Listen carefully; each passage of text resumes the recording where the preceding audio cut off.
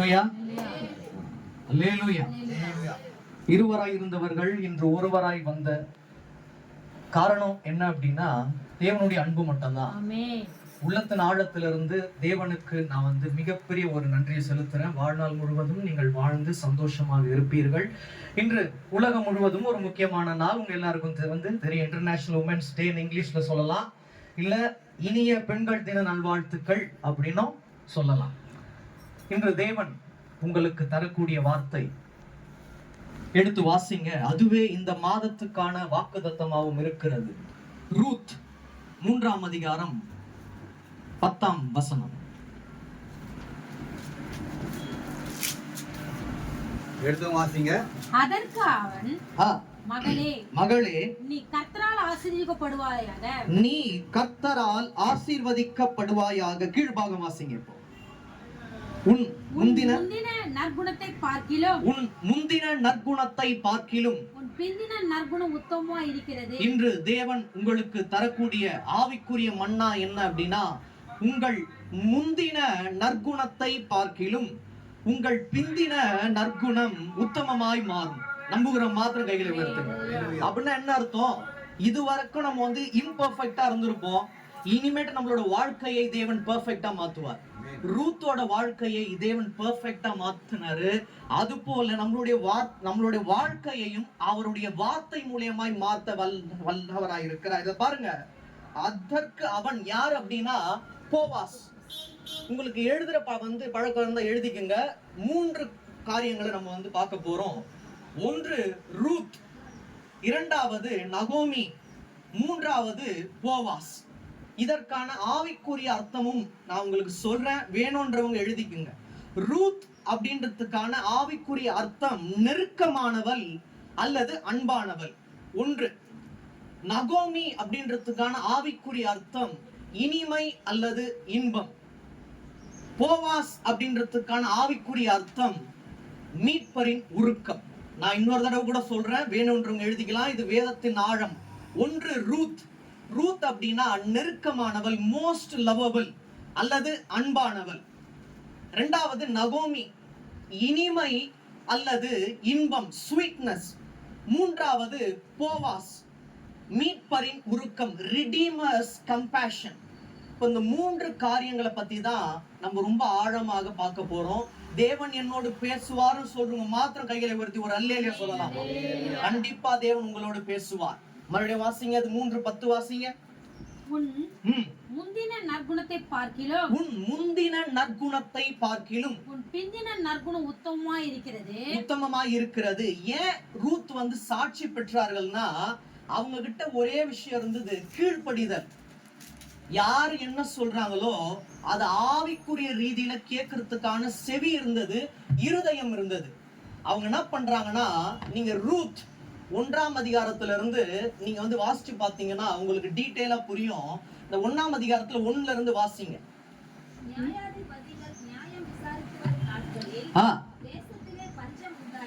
தேசத்திலே பஞ்சம் உண்டாயிற்று.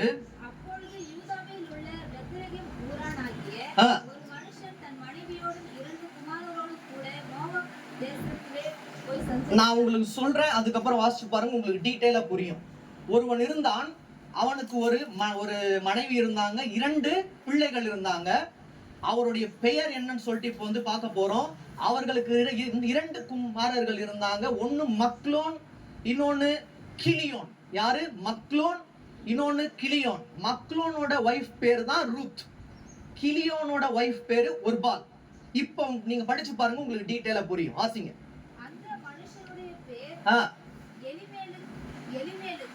இது யார் அப்படின்னா நகோமியோட புருஷன்.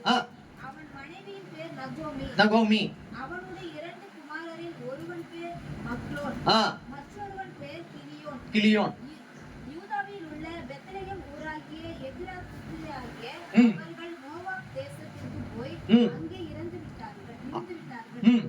நகோமியின் புருஷனாகிய எலிமெலுக்கு இறந்து போனான். இப்போ நகோமியின் புருஷன் இறந்து விட்டான். ஒன்று புரிஞ்சுதுங்களா? நகோமியோட புருஷன் இறந்துட்டான். அதுக்கப்புறம் பாத்தீங்கன்னா 2 பிள்ளைகளும் இறந்துருவாங்க. வாசிங்க. அவளுடைய 2 குமாரர் மாத்திரம் இருந்தார்கள். பெண் கொண்டார்கள். அவர்களில் ஒரு பேர் ஒர்பாள், ம் மற்றொரு பேர் ரூத். ம். அங்கே ஏறக்குறைய 10 வருஷம் வாசம் பண்ணினார்கள். ம் பின்பு மக்லோன் கிலியோன் என்னும் அவர்கள் இருவரும் ஆ. இறந்து போனார்கள். இப்ப 3 பேரை இறந்து போயிட்டாங்க. அவங்க கூட இருந்த 3 ஆண் துணை இறந்து விட்டார்கள். இப்ப 3 பேர் எப்படி இருக்காங்க? தனியா இருக்காங்க. ஆனா நீங்க பாருங்க, 3 பேரும் பெண் பிள்ளைகளா இருந்தாலும் தேவன் அவர்களோடு இருந்தார். அது போல நாம் பெண் பிள்ளை அப்படின்னு சொல்லிட்டு உலகம் என்ன பண்ணோம்?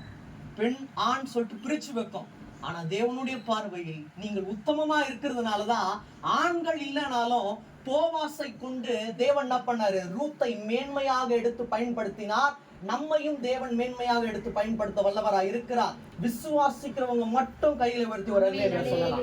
ரூத்தோட வாழ்க்கையில நீங்க பாருங்க, அதுக்கப்புறம் லாஸ்டா நீங்க வந்து வாசிச்சு பார்க்கும் போது தேவன் எல்லா காரியத்திலையும் ரூத்தோடு இருந்தார். போவாசை கொண்டு மேன்மையாக ரூத்தை எடுத்து பயன்படுத்தினார். இதுல ஒரு விஷயம் இருக்கு, யூதன் என்றும் இல்லை, கிரேக்கன் என்றும் இல்லை. இதுல இருக்காது. நான் உங்களுக்கு சொல்றேன், நல்லா கவனிங்க. யூதன் என்றும் இல்லை, கிரேக்கன் என்றும் இல்லை, சுயாதீனன் என்றும் இல்லை, அடிமை என்றும் இல்லை, ஆண் என்றும் இல்லை, பெண் என்றும் இல்லை. கிறிஸ்துவுக்குள் அனைவரும் ஒரே சரீரமாக இருக்கிறோம், அவருக்குள் ஒன்றுபட்டு இருக்கிறோம். நீங்க பாத்தீங்கன்னா தள்ளுபடி ஆகமம்னு சொல்லிட்டு ஒண்ணு இருக்கு. அதாவது வேதத்துல மொத்தமா 66 புஸ்தகங்கள் இருக்கு. 39 பழைய ஏற்பாடு, 27 புதிய ஏற்பாடு, பல விதமான சாப்டர்ஸ் இருக்கு. சில விஷயங்களை எழுத முடியல அப்படின்றதுக்கான அவங்க என்ன பண்ணாங்க அப்படின்னா தள்ளுபடி ஆகமம் சொல்லிட்டு ஒண்ணு எழுதுனாங்க.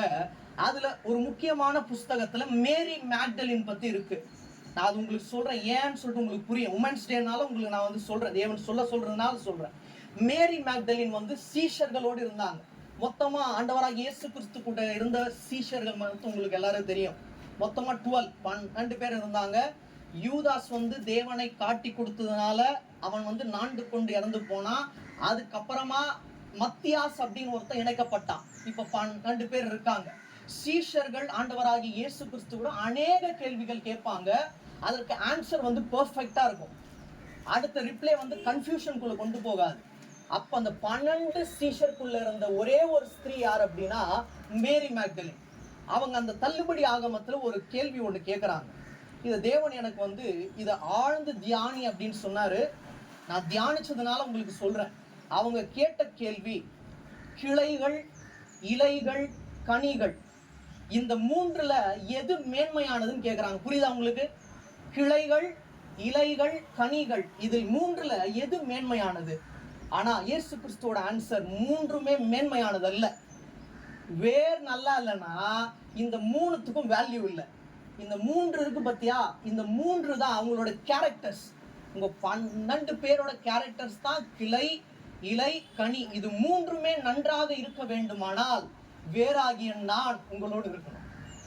அததான் சொல்றாரு, வேறாகிய ஆண்டவராகிய இயேசு கிறிஸ்து நம்மோடு இருந்தாரானால் கிளை, இலை, கனி, இந்த 3 விஷயங்களும் நம்மோடு இருக்கும். அப்படின்னு என்ன அர்த்தம்? அன்பு, விசுவாசம், நம்பிக்கை. அது 3மே நம்மோடு இருக்க வேண்டுமானால் வேறாகிய ஆண்டவராகிய இயேசு கிறிஸ்து நம்மோடு இருக்கணும். இந்த பாடத்தை நல்லா நீங்க ஞாபகம் வச்சுக்கோங்க. இது ரொம்ப ரொம்ப முக்கியமானது. சரி, நம்ம இங்க வரலாம். கீழே வாசிங்க.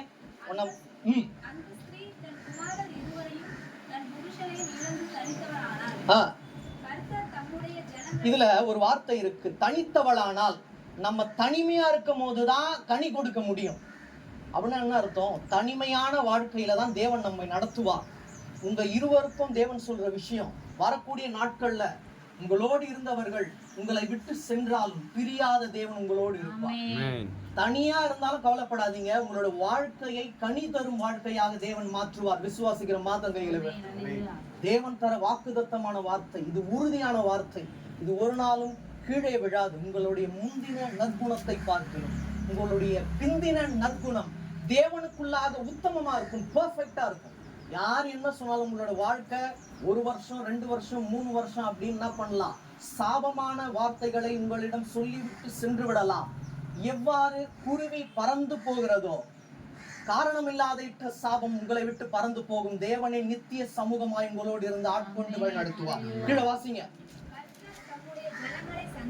சந்தித்து அவர்களுக்கு ஆகாரம் அருளினார் என்று அவள் மோவாப் தேசத்திலே கேள்விப்பட்டு கேள்விப்பட்டு தன் மருமக்களோடு கூட மூலம் தேசத்தில் திரும்பி வரும்படி இருந்து ம் தன் இரண்டு மருமக்களோடு கூட இருந்த ம் ஸ்தலத்தை விட்டு புறப்பட்டார். ம் யூதா தேசத்திற்கு திரும்பி போக ம். அவர்கள் வழிநடத்தையில் ஆ நகோமி தன் இரண்டு மருமக்களையும் நோக்கி, இப்ப என்ன பண்றாங்க அப்படின்னா, என் கூட இருந்தீங்கன்னா உங்களோட வாழ்க்கை நன்றாக இருக்காதுன்னு சொல்லிட்டு இருவரையும் கூப்பிடுறாங்க. யார?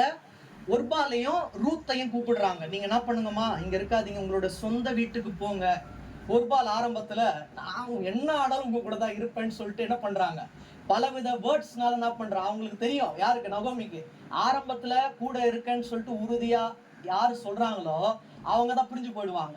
சொல்லாம இருந்து காட்டுறாங்க பாத்தீங்களா, அவங்க தான் வாழ்நாள் ஃபுல்லா வின் பண்ணுவாங்க. ஒர்பால் என்ன பண்ண, நான் என்ன ஆனாலும் உங்க கூட தான் இருப்பேன். அதுக்கப்புறமா சரி உங்களோட வார்த்தை நீங்க சொல்லி நான் வந்து கீழ்ப்படியாம இருக்கணுமான்னு சொல்லிட்டு போயிடுவா. ஆனா ரூத் வந்து சொல்ல மாட்டா, உங்களுடைய தேவன் என்னுடைய தேவன், நீங்க எங்க போறீங்களோ நான் அங்க இருப்பேன், நீங்க என்ன சொல்றீங்களோ நான் அதை கேட்பேன். நம்ம ஊழியக்காரர் சொல்றதை கேட்கறது இல்ல, ஊழியக்காரோட வார்த்தைக்கு கீழ்ப்படியறது இல்ல. அவர் சொல்லி நான் கேட்கணுமா? ஊழியக்கார திட்டுற அளவுக்கே ரொம்ப நான் இதுவாயிடுச்சு. நான் சொல்லுவேன், உள்ளத்தின் ஆழத்துல சொல்றேன், எந்த ஊழியரை நீங்கள் மனதில் இருந்து தீமையான வார்த்தைகள் சொல்லி திட்ட ஆரம்பிக்கிறீங்களோ, மனசு வந்து அவங்க ஜெபம் பண்ணி அழுதாங்க அப்படின்னா உங்களோட வாழ்க்கை கண்டிப்பாக சீராக இருக்காது. இது தேவன் சொல்றதுனால நான் உங்களுக்கு சொல்றேன். சாபமான வார்த்தை இல்ல, இது எச்சரிப்பான வார்த்தை. அப்ப அவங்க நகோமி கிட்ட என்னென்ன வார்த்தைகள் அவங்க சொன்னாங்களோ அதை கேட்டாங்க. யார் கேட்டது? ரூத் கேட்டாங்க. ஒர்பால் ஆரம்பத்துல இன்பமான வார்த்தைகளை சொல்லி வந்து நகோமி என்ன பண்ண பார்த்தாங்க, இம்ப்ரெஸ் பண்ண பார்த்தாங்க. நல்லா புரிஞ்சுக்கோங்க, ஆவியானவர் உங்களோடு இருந்தாருன்னா யார் இம்ப்ரெஸ் பண்ண வந்தாலும் உங்களுக்கு புரிஞ்சிடும். இம்ப்ரெசிவ் வேர்ட்ஸ் கிடையாது, ஆவிக்குள்ளான வாழ்வு தான் மேன்மை. கீழே வாசிங்க, புரியும். நீங்கள் இருவரும் ம் தாய் வீட்டுக்கு திரும்பி போங்கள். ஆ மரித்து போனவர்களுக்கும் ஆ எனக்கும் நீங்கள் தயவு செய்வது போல கர்த்தர் உங்களுக்கு தயவு செய்வாராக. ஆ கர்த்தர் உங்கள் இருவருக்கும் வாய்க்கும் வாய்க்கும் புருஷனுடைய வீட்டிலே நீங்கள் சுகமாய் வாழ்ந்திருக்க செய்வாராக என்று சொல்லி ம் அவர்களை முத்தமிட்டார். ம் அப்பொழுது அவர்கள் சத்தமிட்டு அழுது அவளை பார்த்து, ம் உம்முடைய ஜனத்தண்டைக்கே உம்முடன் கூட வருவோம் என்றார்கள். ஆ அதற்கு நகோமி, ஆ என் மக்களே, ம் நீங்கள் திரும்பி போங்கள். ம் என்னோட ஏன் வருகிறீர்கள்? ஆ உங்களுக்கு புருஷராகும்படிக்கு இனிமேல் என் கர்ப்பத்திலே எனக்கு பிள்ளைகள் உண்டாகுமோ? ம் என் மக்களே, திரும்பி போங்கள். ம். நான் வயது சென்றவள், ம் ஒரு புருஷனுடன் வாழத்தக்கவள் அல்ல. ம் அப்படிப்பட்ட நம்பிக்கை எனக்கு உண்டாயிருந்து ம் நான் இன்று இரவில் ஒரு புருஷனுக்கு வாழ்க்கைப்பட்டு பிள்ளைகளை பெற்றாலும் ம் அவர்கள் பெரியவர்கள் ஆகும் மட்டும் புருஷனுக்கு வாழ்க்கைப்படாதபடிக்கு ம் நீங்கள் பொறுத்திருப்பீர்களோ? ஆ அது கூடாது. ஆ என் மக்களே, கர்த்தருடைய கை எனக்கு விரோதமாய் இருக்கிறதினால் ம் உங்கள் நிமித்தம் எனக்கு மிகுந்த விசனம் இருக்கிறது என்றார். ஆ அப்பொழுது அவர்கள் சத்தமிட்டு அதிகமாய் அழுதார். ஏன் எல்லாத்தையும் படிக்க சொல்றேன்னா, எல்லாத்தையும் படிச்சாதான் வேதத்தின் ஆழம் புரியும். ஏதோ ஏனோ தானோ சொல்லிட்டு எல்லாத்தையும் படிக்கிறாங்களேன்னு சொல்லிட்டு நம்ம என்ன பண்ணக்கூடாது, கேட்கக்கூடாது, பார்க்கக்கூடாது. அதுல என்னென்ன வார்த்தைகள் இருக்குதுன்னு சொல்லிட்டு நம்ம உள்ளத்தின் ஆழத்திலிருந்து பார்ப்போமானால் அந்த ஆழங்களை தேவன் நமக்கு வெளிப்படுத்துவார். வாசிங்க. ஒருபால் தன் மாமியை முத்தமிட்டு போனாள், அவ்வளவுதான். ஆரம்பத்துல அழுது புலம்பினவள் முத்தமிட்டு சென்றாள். ஆனால் ரூத்தோ இறுதி வரை நின்றாள். இதுதான் ரொம்ப ரொம்ப மேன்மையானது. இதுதான் தேவனுக்கும் பிரியமானது. வாசிங்க. விடாமல் பற்றி கொண்டால். இந்த வார்த்தை ரொம்ப ரொம்ப முக்கியம். முதல் விஷயம், உங்களுடைய முந்தின நற்குணம் உங்களுடைய பிந்தின நற்குணத்தை பார்க்கிலும் உத்தமமாக இருக்க வேண்டுமானால் தேவனை உறுதியாய் பற்றி கொள்ள வேண்டும். இதுல 3 விஷயம் சொன்ன ஆரம்பத்துல. ரூத், நகோமி, போவாஸ். ரூத் என்பதற்கு ஆவிக்குரிய அர்த்தம் நாம் அனைவரும். நகோமி என்பதற்கான ஆவிக்குரிய அர்த்தம் வேதம். போவாஸ் என்ற ஆவிக்குரிய அர்த்தம் ஆண்டவராகிய இயேசு கிறிஸ்து. லாஸ்ட்ல இது 3த்தையும் நீங்க கனெக்ட் பண்ணி பாருங்க, உங்களுக்கு புரியும். எப்படின்னா, ரூத் வேத வசனத்தை கை கொண்டு தேவனுடைய வார்த்தையை விடாமல் பற்றி கொண்டால், தேவனையும் விடாமல் பற்றி கொண்டால். இதை இணைச்சிங்கன்னா உங்களுக்கு இது அழகா புரியும் உங்களுக்கு. வாசிங்க. அப்பொழுது அவள், இதோ உன் சகோதரி தன் ஜனங்களுக்கும் தேவர்களுக்கும் திரும்பி போய்விட்டாளே, நீயும் உன் சகோதரரின் பிறகே திரும்பி போ என்றாள். அதற்கு ரூத், நான் உம்மை பின்பற்றாமல் உம்மை என்னோட பேச வேண்டாம். நீ போகும் இடத்திற்கு நானும் வருவேன். நீ தங்கும் இடத்திலே நானும் தங்குவேன். உன்னுடைய ஜனம் என்னுடைய ஜனம், உன்னுடைய தேவன் என்னுடைய தேவன். விசுவாசிக்கிற மாத்திரம் கையில அவர் எங்கெங்க உங்களை அழைத்து கொண்டு போகிறாரோ, உங்களுக்கு வீடு இல்லாம இருக்கலாம், ஒரு குறுகிய சம்பளத்துல உங்களோட வாழ்க்கை இருக்கலாம், ஆனால் அவர் உங்களை விட்டு ஒரு நாளும் விலக மாட்டார். ரூத் சொன்ன ஒரு வார்த்தை, நீங்க எங்க போனாலும் நான் வருவேன். பள்ளத்தாக்கில் நடக்கும் போது என்னை காண்பவரே அப்படின்னு என்ன அர்த்தம்? பள்ளத்தாக்குல நடந்தாலும் நம்ம என்ன பண்றாரு? தேவன் பார்த்துட்டே இருக்காரு. ஏன்னா அவர் நம்மளை விட்டு விலகல, நம்ம கூடயே வராரு.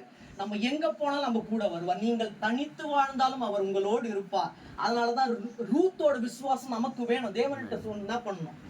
நீங்கள் என்னை எங்க அழைத்து கொண்டு சென்றாலும் எனக்கு ஒண்ணு தெரியும், அழைத்தவர் உண்மை உள்ளவர், என்னை நித்தம் நடத்த வல்லவர். அந்த விசுவாசம் உங்களுக்கு இருக்குமானால் ரூத்தை அற்புதமாய் வழிநடத்தியவர் நம்மையும் வழிநடத்த வல்லவரா இருக்கிறார். கீழே வாசிங்க. அப்படின்னு என்ன அர்த்தம்? மரணம் வரை தேவன் தான். மரணமே ஆனாலும் தேவனை விட்டு நான் ஒரு நாளும் விலக மாட்டேன் என்ற நம்பிக்கை நமக்கு இருக்குமானால் அவர் நம்மளுடைய இருதயத்தில் நித்தம் வந்து வாசம் செய்ய வல்லவரா இருக்கிறார். வாசிங்க.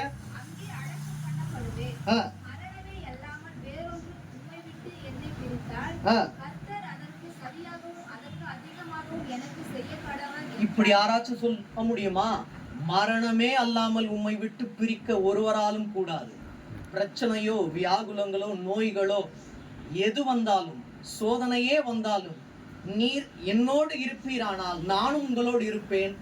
மரணம் தான் பிரிக்க முடியும், மரணம் வரை உங்களையும் என்னையும் பிரிக்கும் சக்தி இந்த உலகத்திலேயே இல்ல அப்படின்னு சொல்ற மாத்திரம் விசுவாசத்துல அல்லேலூயா சொல்லுங்க. நம்பிக்கை உங்களுக்கு இருக்கணும். மரணம் வரை தேவன் என்னை வந்து நடத்துவார். மரணம் மட்டும் தான் பிரிக்க முடியும், வேற எதுவுமே பிரிக்க முடியாது. இப்ப 2ஆம் அதிகாரத்துல 1ல இருந்து வாசிங்க. 1-2 வாசிங்க. நகோமிக்கு அவளுடைய புருஷனாகிய எலிமெலேக்கின் உறவு முறையான போவாஸ் என்னும் பேர் உள்ள மிகுந்த ஆஸ்திக்காரனாகி. இப்ப 2 பார்த்தோமா? நகோமி ரூத்தை குறித்து நம்ம தெளிவா பார்த்தோம், தேவன் உங்களுக்கு விளக்கினார். இப்ப போவாசை பற்றி, போவாசும் ரூத்தும் எவ்வாறு இணைகிறார்கள், தேவன் எப்படி இணைக்கிறார்னு பாருங்க. என்னும் பேருள்ள மிகுந்த ஆஸ்திக்காரனாகிய இனத்தான் ஒருவன் இருந்தான். மோவாபிய சிறியான ரூத் என்பவள் நகோமியை பார்த்து, நான் வயல்வெளிக்கு போய் யாருடைய கண்ணில் எனக்கு தயை கிடைக்குமோ அவர் பிறகு கதிர்களை பொறுக்கி கொண்டு வருகிறேன் என்றாள். அதற்கு இவள், என் மகளே போ என்றாள். அவங்க என்ன பண்ணாலும் நகோமி கிட்ட ஒரு வார்த்தை கேக்குறாங்க. இப்போ ஒரு வாழ்க்கை சீராக இருக்கணும்னா வேலை செய்ய வேண்டிய அவசியம் இருக்குது. அதனால ரூத் என்ன பண்றாங்க, நான் வந்து வயல்வெளிக்கு போறேன், என்னால முடிந்த வேலையை நான் பார்க்க போறேன், அங்க யாருடைய கண்களாவது எனக்கு வந்து ஒரு தயவு கிடைக்காதா, தேவன் என்ன பண்ண மாட்டாரு, என்ன நடத்த மாட்டாரா அப்படின்ற ஒரு விசுவாசம் இருந்தது அவங்களுடைய உள்ளத்துல. நான் இஷ்டத்துக்கு போயிருக்கலாம் அப்படின்ற எண்ணம் இருந்திருக்கலாம், ஆனா இல்ல, நகோமி கிட்ட ஒரு வார்த்தை கேக்குறாங்க, நான் போட்டுமா அப்படின்னு கேக்குறாங்க. போமா அப்படின்றா. இல்ல பாருங்க, என் மகளே போ என்றால். அப்போ தேவன் கிட்ட நீங்க ஆலோசனை கேட்கணும். ஆலோசனை இல்லாத இடம் சீர்கெட்டது.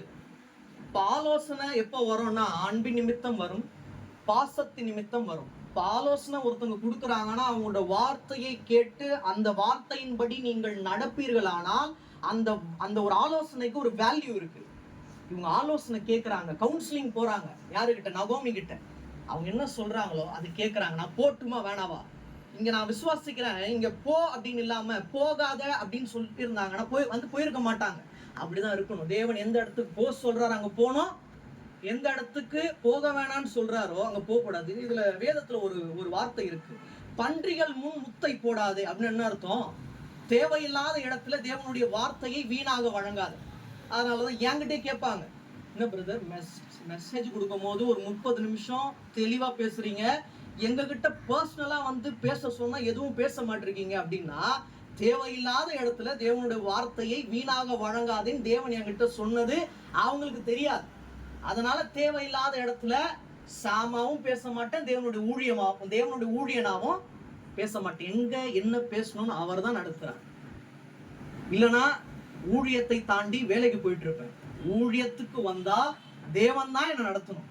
நான் சாமா நடப்பேன்னு சொன்னா வழுக்கி விழுந்துருவேன். தேவன் என்ன பண்ண மாட்டாரு, என் கூட இருக்க மாட்டாரு, விட்டு விலகிடுவார்.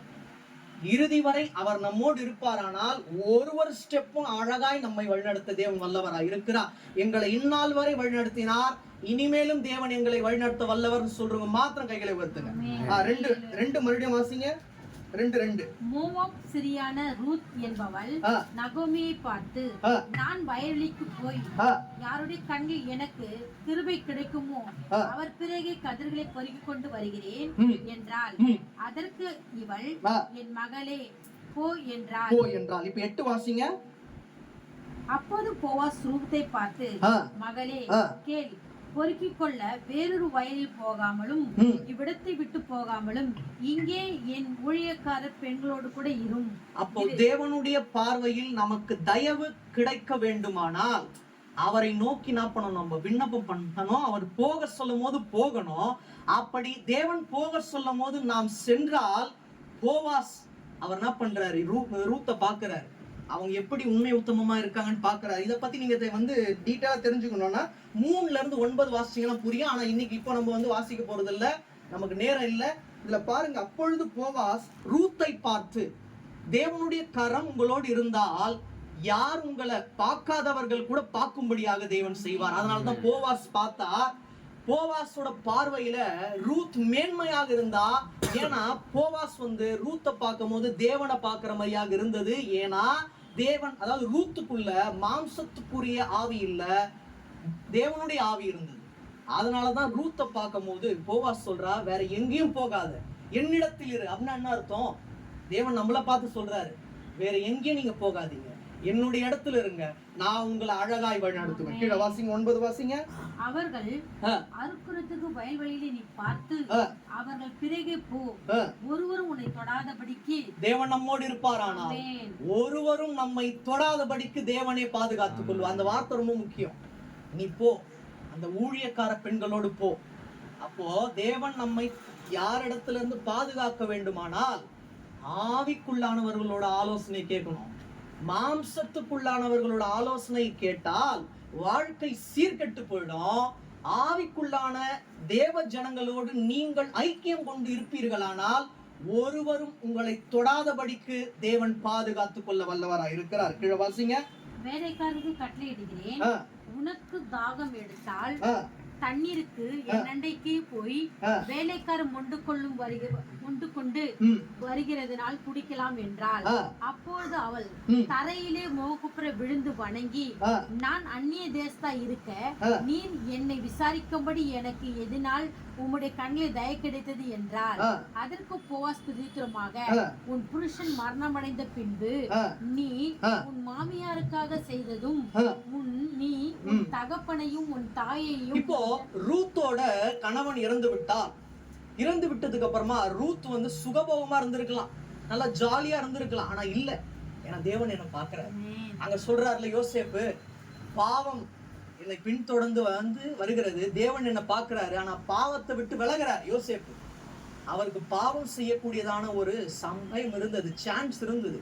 ஆனா இடம் கொடுக்கல.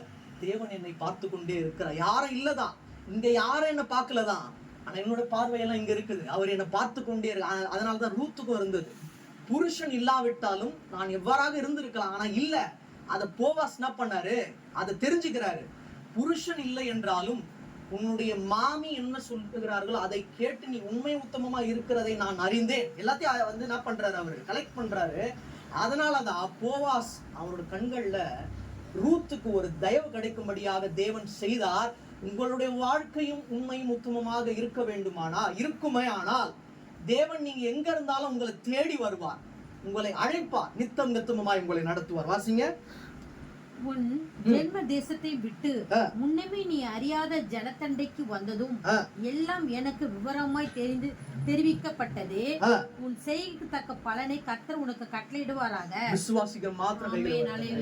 இன்னைக்கு என்னுடைய செய்கைக்கு தக்க பலனை உலக மனிதர்கள் அறியாத இருக்கலாம், என்னுடைய செய்கைக்கு தக்க பலனை தேவன் தர வல்லவரா இருக்கிறார். உங்களுக்கு எளிதா புரியணுன்றதுக்காக நான் சொல்றேன். 1 மாதம் வேலை செய்றீங்க, வேலை செஞ்சுட்டு சம்பளம் கிடைக்கலன்னா எவ்வளவு கஷ்டமா இருக்கும். நீங்க வேலை செஞ்சுட்டு சம்பளம் கொடுக்காதவன் மனுஷனா இருக்கலாம், நீங்க என்ன வேலை செஞ்சீங்களோ அதற்கு தக்கதாகவும் நீங்கள் நினைத்ததை விட ஜாஸ்தியாகவும் தர தேவன் வல்லவராய் இருக்கிறார். அப்ப அவர் கொடுக்கும் போது உங்களுடைய சந்தோஷம் இரட்டிப்பான சந்தோஷமாக இருக்கும். நான் நம்புறேன் இன்னைக்கு நீங்க வீட்டுக்கு போகும்போது தேவ வசனத்தின் திருப்தியோட போவீங்க. இருதயத்தின் ஆழத்திலிருந்து விசுவாசத்தினால சொல்றேன், ஆவிக்குரிய ஆகாரத்தோடு நீங்க போவீங்க. தேவன் தாமே உங்களை நித்தமுமாக வழி நடத்துவார். வாசிங்க. இஸ்ரவேலின் தேவனாகிய கர்த்தருடைய சேட்டையின் கீழ் அடைக்கலமாய் வந்த உனக்கு அவராலே நிறைவான பலன் கிடைப்பதாக என்றார். இந்த வார்த்தை ரொம்ப முக்கியம். உங்களுக்கு நிறைவான பலனை கொடுக்க தேவன் வல்லவராய் இருக்கிறார். எவர் லாஸ்டிங் கிரேஸ் இல்லைன்னா எவர் லாஸ்டிங் ரிவார்ட் உங்களுக்கு கண்டிப்பா கொடுப்பார். இந்த வார்த்தை ரொம்ப ரொம்ப முக்கியமான வார்த்தை, கீ வேர்ட் அப்படின்னுவாங்க. அதாவது திறவுகோல் வார்த்தை அப்படின்னுவாங்க. எழுதி வச்சுக்கோங்க. நிறைவான சந்தோஷத்தோடு போவீங்க. மறுபடியும் வாசிங்க அந்த வசனத்தை. உன் செய்கைக்கு தக்க பலனை கர்த்தர் உனக்கு கட்டளையிடுவாராக. இஸ்ரவேலின் தேவனாகிய கர்த்தருடைய சேட்டையின் கீழ் அடைக்கலமாய் வந்த உனக்கு அவராலே நிறைவான பலன் கிடைப்பதாக என்றான். தேவனாலே உங்களுக்கு நிறைவான பலன். பலன் அப்படின்னா கொஞ்ச நாளுக்கு அப்புறமா உங்களை விட்டு நீங்கிடும். நிறைவான பலன் அப்படின்னா நித்தமா உங்களோடு இருக்கும். அந்த நிறைவான பலனை பெற்றவர்களாய் நீங்கள் இங்கிருந்து போவீர்கள். அது உங்களை ஒரு நாளும் விட்டு நீங்காது. 14 வாசிங்க. பின்னும் போவாஸ் இந்த 13 வாசிச்சு வாசிங்க. அதற்கு அவள், என் ஆண்டவனே, உம்முடைய கண்களில் எனக்கு தயை கிடைக்க வேண்டும். நான் உம்முடைய வேலைக்காரிகளில் ஒருத்திக்கும் சமமா இராவிட்டாலும் நீர் எனக்கு ஆறுதல் சொல்லி உம்முடைய அடியானுடைய பட்சமாய் பேசினீரோ என்றார். தேவனிடத்துல கேட்கணும், உங்களோட கண்கள்ல எனக்கு என்ன கிடைக்கணும், ஒரு கிரேஸ் கிடைக்கணும், ஒரு தயவு கிடைக்கணும்பா அப்படின்னு நம்ம கேட்கணும். அதுதான் தேவன் கேட்கிறார். அவர் பேச ரெடியா இருக்காரு. நம்மளுடைய இருதயத்தை திறந்து நம்ம பேசணும் அப்படின்றதுதான் தேவனுடைய ஆசை. அவ்வாறு நாம் பேசுவோமானால் அவருடைய கண்களில் நமக்கு ஒரு கிருபை கிடைக்கும்படியாக தேவன் செய்வார். வாசிங்க. பின்னும் போவா சாப்பாட்டு வேலையை அவளை பார்த்து, நீ இங்கே வந்து இந்த அப்பத்திலே புசித்து காடிலே உன் துணிகையை தோய்த்துக்கொள் என்றான். அப்படியே அவள் அரிக்கிறவளுக்கு அருகே உட்கார்ந்தாள். அவளுக்கு வறுத்த கோதுமை கொடுத்தான். அவள் சாப்பிட்டு திருப்தி அடைந்து மீதியானது வைத்துக் கொண்டாள். உங்களுடைய வாழ்க்கையை திருப்தி அடைந்த வாழ்க்கையாய் மாற்ற தேவன் வல்லவராய் இருக்கிறார். இந்த ஆகாரத்தை குறிக்கல, அவரோடு நாம் இசைந்து இருக்கிறது, அவரோடு நாம் ஐக்கியமாய் இருக்கிறதை குறிக்கிறது. அவ்வாறு தேவனோடு நாம் ஐக்கியமாக இருந்தால் மாம்சத்துக்குரிய வாழ்க்கையிலே நமக்கு ஆகாரம் பற்றாக்குறை ஒரு நாளும் ஆகாது. ஆவிக்குரிய வாழ்க்கையிலே நமக்கு ஆகாரத்தையும் கொடுப்பார். தாகம் எடுத்தால் நம்ம போதும்ன்ற அளவுக்கு நமக்கு தண்ணீரை தர தேவன் வல்லவராய் இருக்கிறார். இதுல அர்த்தம், நீங்கள் திருப்தி அடைந்திருப்பீர்கள். சாப்பிட்டு திருப்தி அடைகிறது வேற, வாழ்க்கையில திருப்தி அடைகிறது வேற. நீங்க சாப்பிட்டும் திருப்தியா இருப்பீங்க, வாழ்க்கையில திருப்தியா இருப்பீங்க. விசுவாசிக்கிற மாத்திரம் கைகளை வாசிங்க. அவள் கதிர் பொறுக்கிக் கொள்ள எழுந்தபொழுது போவாஸ் தன் வேலைக்காரர்களை நோக்கி, அவள் கரிக்கட்டிகளின் நடுவே பொறுக்கிக் கொள்ளட்டும், அவளை ஈன பண்ண வேண்டாம், அவள் பொறுக்கிக் கொள்ளும்படிக்கு அவளுக்காக அருகிலில் சிதறவிடுங்கள், அவள் அதட்டாதிருங்கள் என்று கட்டளையிட்டான். அப்போ இதுல பாருங்க, நீங்க என்னென்ன செய்கையை செய்கிறீர்களோ அது தேவனுக்கு உட்பட்டு தேவனுக்கு பிரியமாக இருந்தால், யார் உங்களுக்கு எதிராக வந்தாலும் அவங்க உங்களை விட்டு விலக்கி வைப்பாரு. அவர் உங்களோடு இருப்பார். நீங்க அறுக்கிற அறுப்பு உங்களுக்கு மேன்மையா இருக்கும். விதை போடுறீங்க, விதை போட்டு நாளைக்கு அறுவடை காலம் வருகிறது. அப்பொழுது என்ன பண்ணுவான் தெரியுமா பிசாசு? நீங்க விதை போட்டு தண்ணீர் பாய்ச்சி அது வளர்ற வரைக்கும் விட்டுருவான். அறுப்பு காலத்துல அதை சேதப்படுத்தும்படியாக என்ன பண்ணுவான்? அநேக காரியங்களை தந்திரமாக செய்வான். அப்பொழுதும் தேவன் உங்களோடு இருப்பார். உங்களுடைய அறுப்பு காலம் சந்தோஷமாக இருக்கும். அறுப்பு நீங்கள் நினைத்ததை விட மேன்மையாக இருக்கும். விசுவாசிக்கிற மாத்திரம் கையில உயர்த்துங்க. வாசிங்க. அப்படியே அவள் சாயங்காலம் மட்டும் வயலிலே கதிர் பொறுக்கினாள். பொறுக்கினதை அவள் தட்டி அடித்து திருந்த போது அது ஏறக்குறைய ஒரு மரக்கால் வார்கோதுமை கண்டது. இப்ப என்ன ஆச்சு அப்படின்னா, அவங்க ஆரம்பித்தது கொஞ்சம், முடிவு அவங்களுக்கு சம்பூர்ணமா இருந்தது. ஏனென்றால் மோவாசோட கண்கள்ல அவங்களுக்கு என்ன கிருபை கிடைச்சது. அதனால தேவன் என்ன பண்றாரு? அவங்களோட வயல்வெளிய மேன்மையாக ரூத்தை எடுத்து பயன்படுத்துகிறார். அதுக்கப்புறம் நீங்க 18 இருந்து 23 வரைக்கும் இப்ப நம்ம அதை வாசிக்க போறது இல்ல. 18 இருந்து 23 வரைக்கும் நீங்க வாசிச்சு பாத்தீங்கன்னா இங்க என்னென்ன நடந்ததோ அதை வீட்டில் சென்று நகோமி கிட்ட சொல்றாங்க. யாருன்னா ரூத். அப்ப நீங்க பாருங்க, அவங்களோட வார்த்தையில ஒரு கிளாரிட்டி இருந்தது. என்ன ஆனாலும் ஒரு சின்ன விஷயமா இருந்தாலும் நான் அவங்க கிட்ட வந்து சொல்லுவேன். ஏன்னா ஆரம்பத்துல நான் சொன்னேன், உங்களுடைய ஜனம் என் ஜனம், உங்களுடைய வீடு என்னுடைய வீடு, உங்களுடைய தேவன் என்னுடைய தேவன். அந்த வார்த்தையில இருந்து அவங்க மாறக்கூடாதுன்னு தான் அந்த 18 இருந்து 23 வரைக்கும் நீங்க வீட்டுக்கு சென்று நீங்க வந்து வாசிச்சு பாருங்க. ரூத் என்னென்ன காரியம் நடந்ததோ அதை தெளிவா யாருகிட்ட சொல்றாங்கன்னா நகோமி கிட்ட சொல்றாங்க. அதன் பிறகு இவங்க ஒரு ஐடியா கொடுக்குறாங்க. நீ என்ன பண்ணு, இந்த 3ஆம் அதிகாரத்துல இப்ப நம்ம வந்து பார்க்க போறோம். அதை பார்த்துட்டு நம்ம வந்து முடிக்கலாம். இதுல நீங்க வந்து நான் சொல்றதை புரிஞ்சுக்கோங்க. அப்போ உங்களுக்கு ஈஸியா இருக்கும் படிக்கும் போது. போவாஸ் கிட்ட சென்று அவருடைய கால்கள்ல ஒரு போர்வை இருக்கும். அந்த போர்வையை எடுத்துட்டு அவருடைய பாதத்துல நீ என்ன பண்ணு, படுத்துக்கொள் அப்படின்னு சொல்லிட்டு நகோமி ரூத்தை பார்த்து சொல்றாங்க. அதுக்கு ஆவிக்குரிய அர்த்தம் இருக்கிறது. அது என்னன்னு சொல்லிட்டு நான் உங்களுக்கு சொல்றேன். ரூத் 3:1 இருந்து அப்படியே வாசிங்க.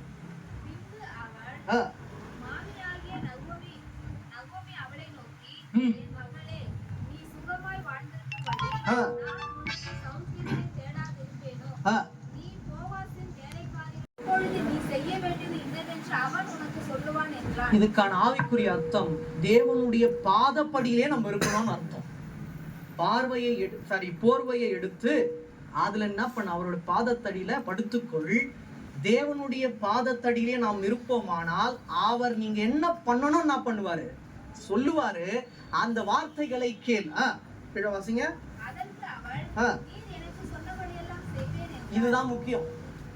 நீங்க என்ன சொன்னீங்களோ அந்த படியெல்லாம் நான் செய்ய தயாராக இருக்கிறேன். அதுதான் தேவன் உங்ககிட்ட கேட்கிறார். அவர் சொல்ல ரெடியா தான் இருக்க. நம்ம எல்லாத்தையும் கேட்டுருவோம், ஒரு அரை மணி நேரம் கேட்டுருவோம், முடியாது கஷ்டமா இருக்குது. அது அல்ல, நீங்க என்னென்ன சொல்றீங்களோ அந்த வார்த்தைகள் படிதான் நான் கேட்கிறேன் அப்படின்னு ரூத் எவ்வாறு நகோமியை பார்த்து சொன்னார்களோ நாமும் சொல்வோமானால் கீழே நமக்கு ஒரு ஆசீர்வாதம் வரும். வாசிங்க 9 வரைக்கும் வாசிங்க.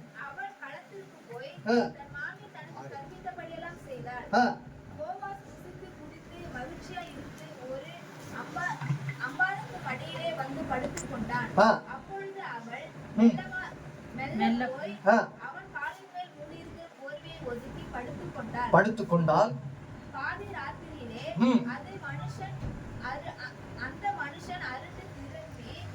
ஒரு ஸ்திரீ தன் பாதர் அண்டையிலே படுத்திருக்கிறதை கண்டு நீ யார் என்று கேட்டான். சில நேரங்கள்ல தேவன் என்ன பண்ணுவாரு, தெரியாதபடி நீ யாருன்னு கேட்பாரு. அது ஏன் கேட்பாருன்னா நம்ம வாய் விட்டு பேசணும். வாய் விட்டு பேசினாதான் அவர் என்ன பண்ணுவாரு, என்னுடைய மகள் ஆவிக்குள்ளாக இருக்கிறா, அவளுக்கு அந்த தெளிவு இருக்குது அப்படின்னு சொல்லிட்டு தேவன் என்ன பண்ணுவார், அறிஞ்சுப்பாரு. அவருக்கு தெரியாதா யார் வந்திருக்காரு அப்படின்னு சொல்லிட்டு சில நேரத்துக்கு கேட்பாரு, நீ யார். நம்ம தெளிவா என்ன பண்ணணும், உள்ளதை உள்ளபடி சொல்ல வேண்டும். அவ்வாறு சொன்னால்தான் நம்ம ஆரம்பத்துல பார்த்தோம் பாத்தீங்களா 3:10, அது இங்க வரும் பாருங்க. கீழே வாசிங்க.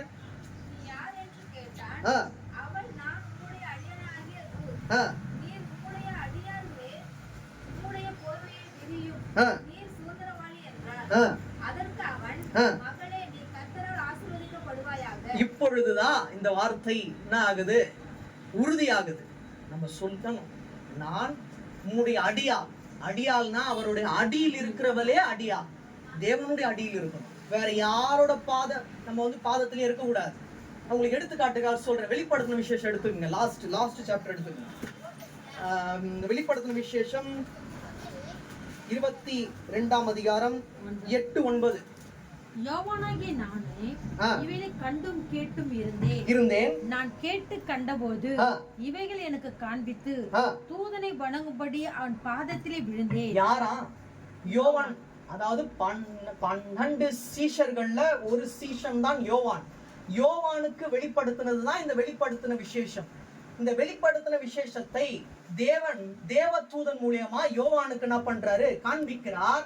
இது எனக்கு காண்பிச்சிங்களே அப்படின்னு சொல்லிட்டு யோவான் தேவனுக்குள்ளாக உண்மை உத்தமமா இருந்தவர். அவனுக்கு தெரியும் யாருக்காலையும் விழக்கூடாதுன்னு.